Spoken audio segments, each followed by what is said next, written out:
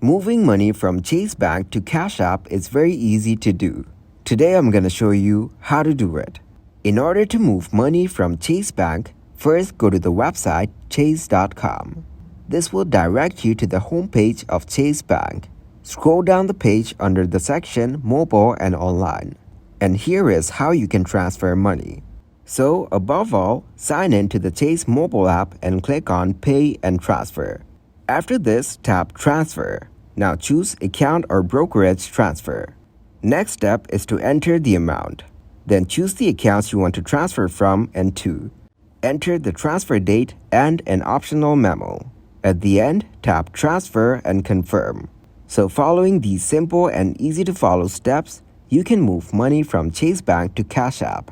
The ability to move money from your Chase Bank account to Cash App provides convenience, especially if you frequently use Cash App for various financial activities.